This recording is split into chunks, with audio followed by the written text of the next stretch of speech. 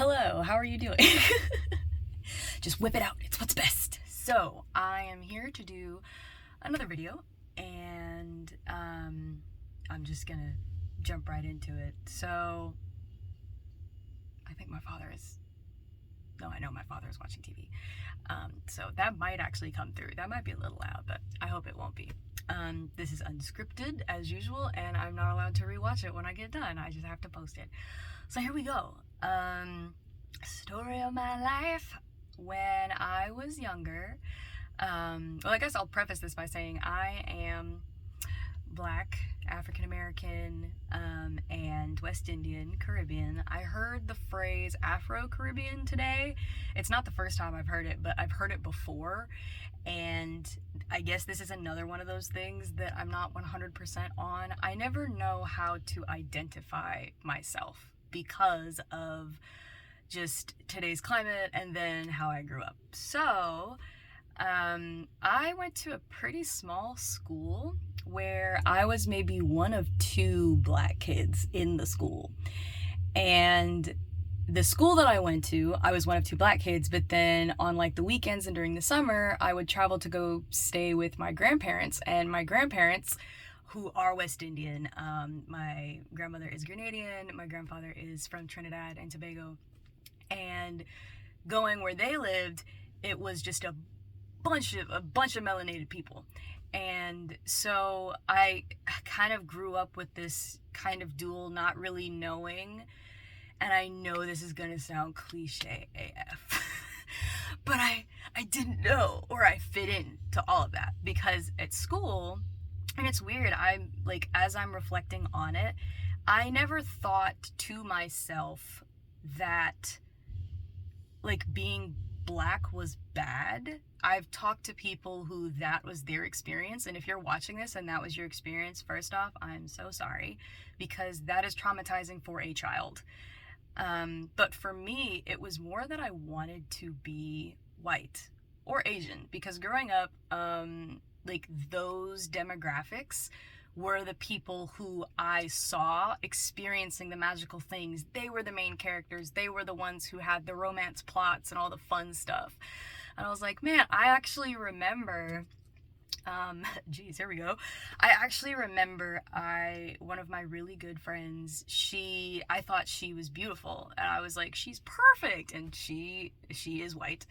And she had dark hair and pale skin and freckles, and I was like, oh my gosh, she's absolutely beautiful. And I used to dream about being white. Like, I tried to distance myself from anything that had to do with the Black experience, because just growing up, it seemed like if that was the experience, and I was always confused on like what type of Black I was. I mean, for people watching this and you are not Black, first off, very interesting that you would stay to watch the video. But also, it's just this weird thing. It's like what type of Black was I? It's like you have your like super ghetto Black is what growing up is what I heard, which is people who spoke with Ebonics and, you know, all of the like the rap and the Kool-Aid and like the stereotypical Blackness. That was what that was. And then you had your like preppy Blacks, where it's like they were more, and this is kind of how I was raised a bit, where it was like, you're very well educated, you come from an educated family, and we don't see ourselves, you know, as Black. We are West Indian. And I always thought that was kind of weird, because my dad's not West Indian, but my mom, you know, her parents are West Indian. And so growing up, it was always, say you're West Indian first. Don't lead with the fact that you're Black. And that always felt really weird to me. Again, as a kid growing up, I didn't really... Ooh, I love this. I'm not gonna lie to you. As a kid, I never really thought Black equals bad. I just knew, well, that's an experience I don't really want to live if I can help it. So, growing up, being in this weird position where it was like just really trying to figure out who I was and what I wanted to do and how I wanted to be a part of things. And then it didn't help. When was this? This was like back in 2012, I think, where I discovered K-pop for the first time. And this is part of the reason why I was very like, oh my god, if I could just be Asian, like that would just be so great, because so far the experience of being highly melanated wasn't like the most fun, because I spent a majority of my childhood uncomfortable. Like, I laughed and I played, and I loved playing with my next door neighbor, like the neighborhood kids and stuff. But there were definitely times where I would be standing there and I would just start to feel like sick to my stomach. And it was this heightened awareness. I don't know if anybody in the collective who's watching this has experienced this, but this gross discomfort with being, like, with existing and being in your skin. And like, I hate doing this without like a script, because I don't know what I've said. My memory's not 100% the best, so I will go off on a tangent here, I'll go off on a tangent here, and then I'm like, where was I? How do I find my way back? So I really, like this whole situation is what it makes me very uncomfortable. But, what was I saying?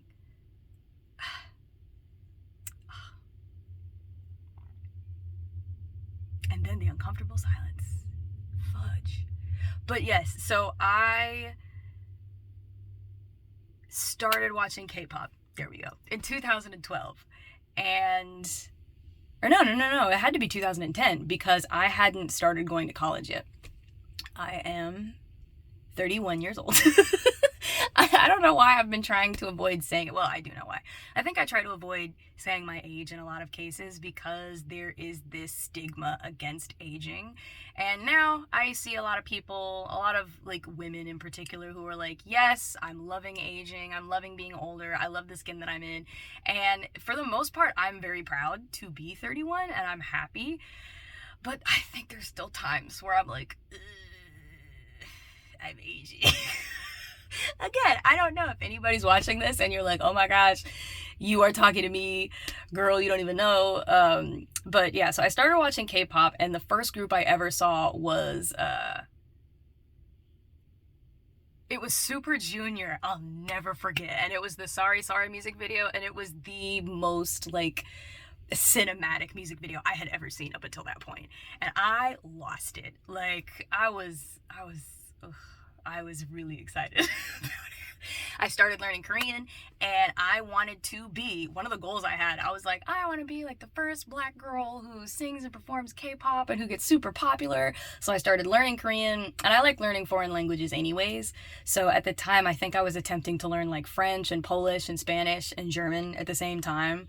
That didn't work because my focus was garbage. But I started to see just how much like the certain skills that I had would fit in like other cultures. And actually around that time I started posting on YouTube. I started posting videos, singing things, and was a bit shocked to find that a majority of the people who were subscribed to me were people who were from Europe. So if anybody who is still subscribed to me from those days is watching, what's up? How y'all doing? It's been a minute. But I started posting videos, and I started to be like, okay, so I kind of have like identity as a vocalist, as a musician. But again, as I was interacting with people in my life and friends, I noticed that I tried to avoid having an over amount of black friends, because I was like, I noticed, like, I remember going to Walmart at some point, and I was with all of my friends, and like people that I went to church with, and they were like, oh, let's go in here and act black. And I was like, what does that even mean? And they're like, oh, we're just gonna be loud, and we're gonna be disruptive, and we're just gonna be the worst. And I was like, why would you perpetuate the stereotype by doing that? And it really bothered me. And that particular group of people I stopped hanging out with primarily because of that. I mean, there were other reasons, but that was the big, for me, that was a massive red flag. And I was like, y'all think this is a game? And it was around that time that in that particular area, that community where I grew up, where Walmart started having security on site. And I was like, I'm not going to jail. And that actually was a thought, and it's still a thought that I have now. If I'm in groups of people and I realize that I am the only person who is melanated, like there could be Asian people in the group, there could any other ethnicity, Hispanic, like it could be anybody. I'm always like, yeah, when cops roll into a situation, they gonna look at me first. And a lot of people that I know, like my mom and aunts and uncles, like I've joked about stuff like that before, and they're like, what? No, like you're 5'2", you don't weigh that much, you're not imposing. And I'm like, it's not about my size, it's about the color of my skin. And the weird thing is, growing up in a family where part of your family gets it, and then the other part of your family is like, no, that's not your experience, you're educated, you talk well. And then of course, having any black friends growing up, the phrase was, you talk white. And I was like, that's not fair at all. But it was just this constant battle to try and figure out where I fit in. I had an emo phase, and that was disappointing, to realize that wearing all black in the heat of the summer in the south of the US of A is not wise, because the heat and the humidity will get you every single time. And it did get me, and that shit wasn't great. But yes, I have no idea where I'm going with this, but if your experience has been that you have felt just really uncomfortable growing up, it's not a rare experience. You are not alone in the slightest. I think for me, the biggest change was when I actually saw the Black Panther movie, and I was with my ex at the time, and he is white, and I was like, this is when we went to see the movie, we waited. I did not go see it opening night because I knew, it was going to be crowds. I don't do crowds. Well, I do crowds, but I do them in very specific situations. So I know that PAX East is coming up, and I really want to go. For those of you that don't know, PAX East is a gaming convention, and I've been watching people going for years, and I really, really, really want to go. I just got the newsletter. The tickets are going on sale, and I love that my wig is like seeing. No. Okay, so yes, so like, why was I talking about video game conventions? The fuck? So yeah, I guess whatever I was saying about that. So like, gaming conventions, I hate this. It's like, I'm laughing, and I think I'm laughing because it's actually really funny how uncomfortable I get without a script. I hate being on the phone. If your experience has been that you were uncomfortable growing up, that is not a rare experience. I feel you. I see you. Like, a lot of people, I've been seeing a lot of people who do spiritual work on YouTube in particular, and, I'll see the occasional comment that's like, how can you say you love everybody? How can you say you see us? You are, at home, in your car, or at your job, or whatever have you.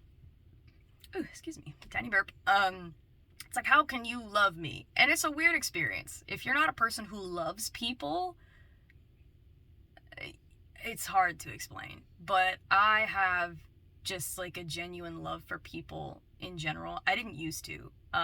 Again, we're all over the place. We're everywhere. So growing up, I felt very uncomfortable with people in my space because I had high anxiety. I have probably had high anxiety since I was maybe 8, but I don't remember being 8. My earliest memories start at 9. And apparently this is very common for people who, in particular, have gone through, like, familial trauma or trauma in their childhood. And now that I live, I'm wondering who hasn't experienced trauma.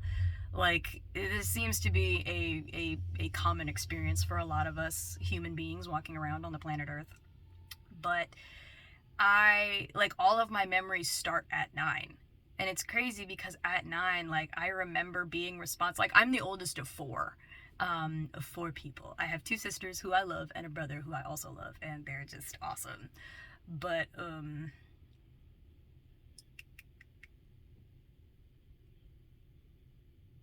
bro, that sucks when your brain just goes, nah, doo doo doo. Like, it just be hanging up on me.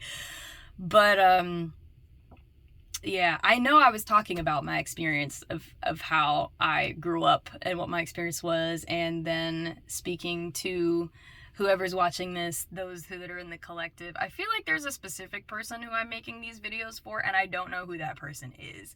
But I appreciate your patience as I try to get my mind together in every moment where I am talking and trying to remember what I was saying.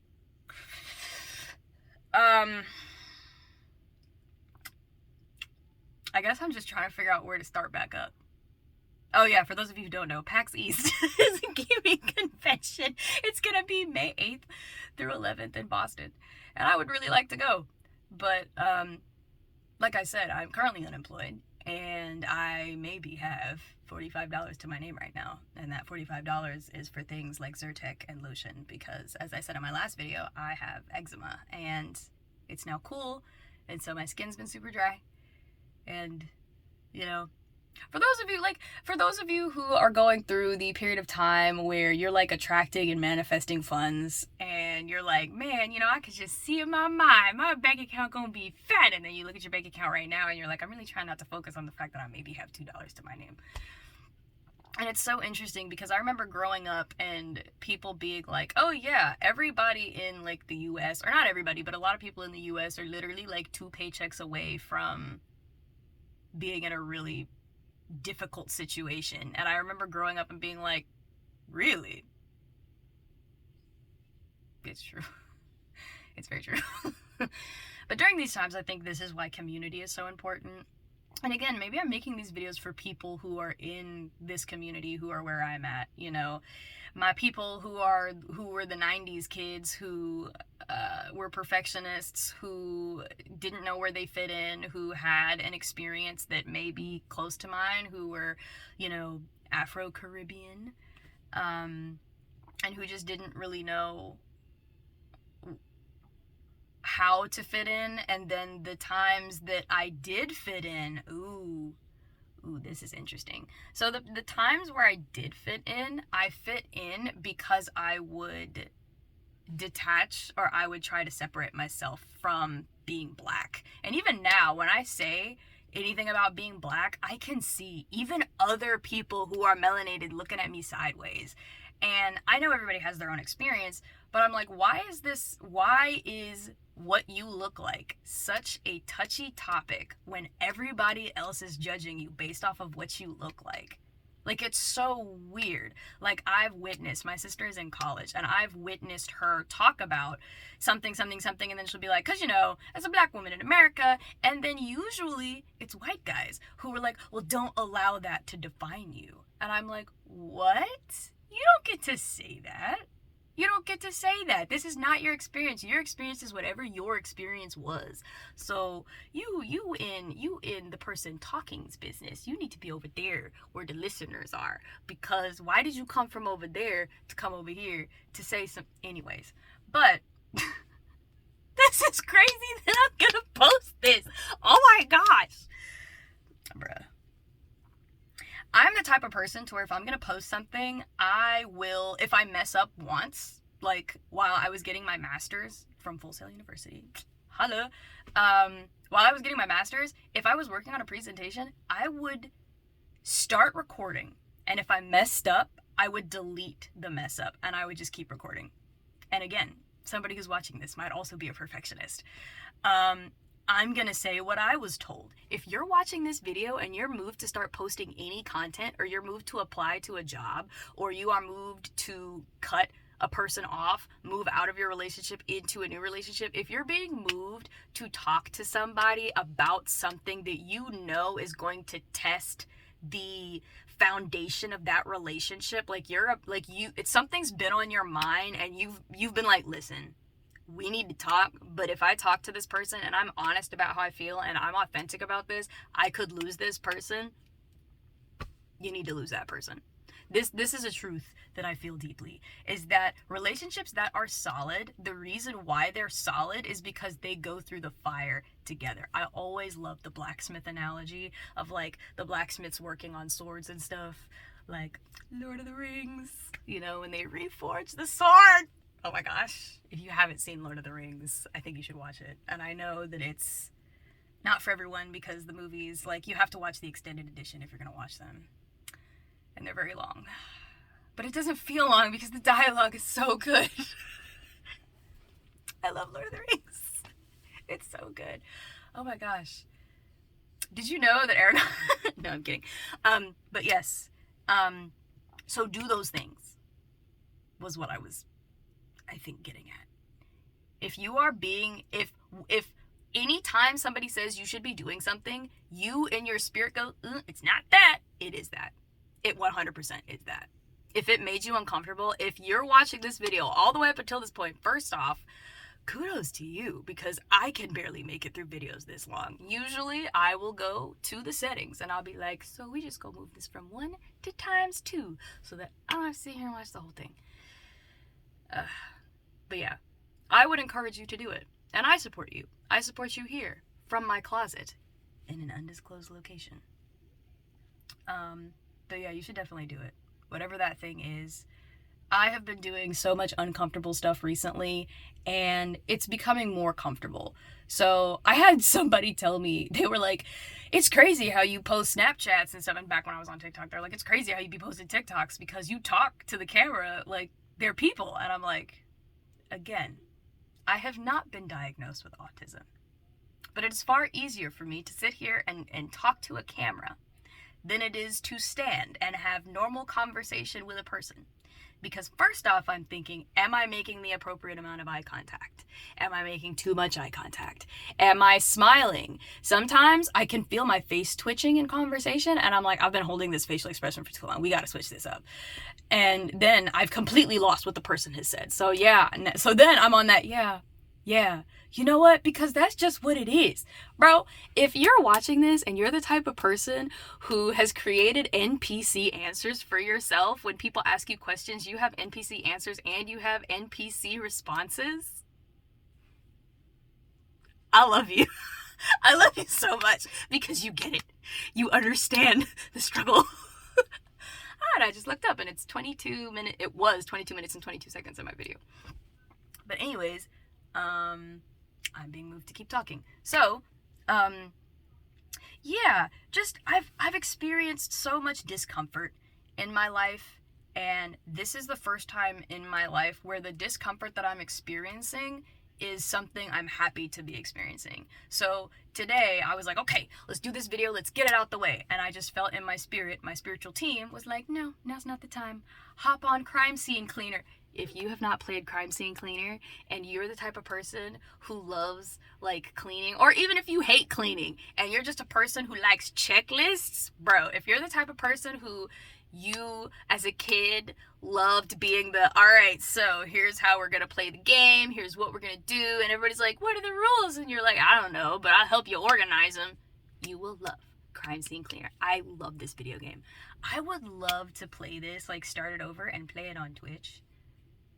And that's exactly what I'm gonna do. I love how my spiritual team will tell me things. Like, they're telling me right now, they're like, keep talking and keep going, and yeah, you feel really uncomfortable, and yeah, this is good, and keep it up, keep it up, keep it up. Somebody said at some point, they were like, so does your spiritual team tell you what to do? And not necessarily. It's more of a guidance type scenario. So, I remember I was in college, and I think this is the last story I'm fun to tell right now. And then I think I'm done.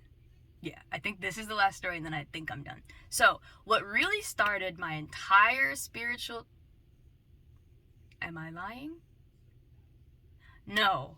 I believe it was around this time. So, around when I was a freshman, sophomore in college, that was my first experience with, like, my intuition being right about things.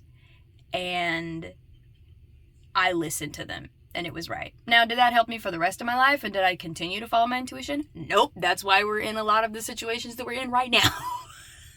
I saw red flags, and I ignored them. I said, red? I don't think so. Them flags is pink and rainbow colored. Let's go, baby. Let's make these bad decisions. And then we gonna justify them. And then we go say that we are warriors. That's crazy that I did that to myself. There's so many times where I made bad decisions and I was like, this is just what I'm supposed to do. No, you could have made good decisions. Anyways, the story. So when I was in college, I was a freshman in college and I had just started.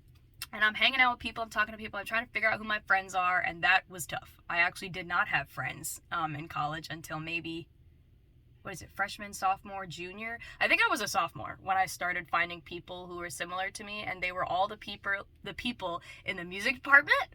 So, musician, because I sang, and then I liked playing piano, and I played harp for a while, and then it was all the psychology people in the other building. So I only ever went to 2 buildings on campus unless I had classes, and it was all my psychology friends, and we all had trauma, and then it was all my musicians friends, and we all had a different set of trauma. So if you're watching this, and you like psychology, and you like how people think, or you're a musician, we're on this ride together. You gotta stick with me. So at one point I was invited to a party, and I had gone to other parties before. And by gone to parties, I mean I went and I usually posted up in one place and I chilled out there. And I didn't really talk to a lot of people because I felt really awkward. But I always looked super cute. Especially when I stopped doing really weird stuff with my eyeliner. Yeah. That was a whole era. I was invited to a party, and I was getting dressed to go. I felt super cute. I looked super cute. I was getting in the car, and in my gut, I felt don't go. And I was like, I'm gonna go. I'm gonna make this happen. I'm going. So I get my keys. I get in the car. I'm driving, and I feel it again. Don't go.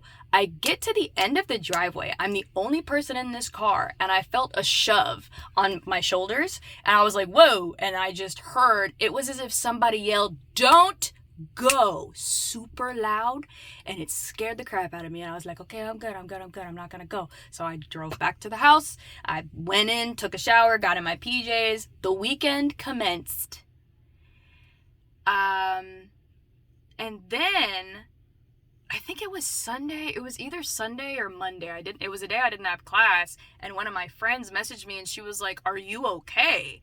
And it was really frantic. And I was like, "Yeah, I'm okay. What's up?" And she was like, "So I know you were headed to this party that was at this undisclosed location, and somebody apparently came back. They were dishonorably discharged from the military, and then they came back to this party and saw that their girlfriend was hanging out with some other dude." Bro, don't let people, that's a story, that's for another video. But he came back, she was cheating on him, and so he left, and then he came back, and he cleared the set. He had one of the little like shaka payao type situations, and he cleared the set, and nobody passed away, but a bunch of people were critically injured, and they were put in the hospital, and it made it to our local news. And I was like, that was gonna be me. But then my spiritual team was like, no, it wasn't gonna be you, because we told you and you actually listened. Actually, we take it back, it could have been you if you didn't listen. So that was like my first experience of what happened. And the person that I was going with also ended up not going, because he was like, yeah, I just felt like I shouldn't go. So intuition is real. Listen to your intuition. So if you're watching this video and your intuition is telling you something, the difference between your intuition and intrusive thoughts is that your intuition is usually trying to guide you to growth, and it's trying to love on you. Intrusive thoughts, those are different. And I feel like that is a story for another time. So I think I'm done. I know this was all over the place, and I'm not sorry. I usually apologize. I wanted to say I'm sorry, but I'm not sorry, because this is what it is. This is what we doing. So anyways, that's all I have. For now, I guess. I love you. I love you all. The people who are watching this, the people who are sticking with these. This is long. This is a long video. This is like 29 minutes. It's almost 30 minutes. I appreciate you. much love to those of you who are watching, and I guess I'll holler at y'all later. Yeah, I'm gonna holler at y'all later. So this is gonna be a thing, I think. I'm sure it's gonna be a thing. Okay, bye.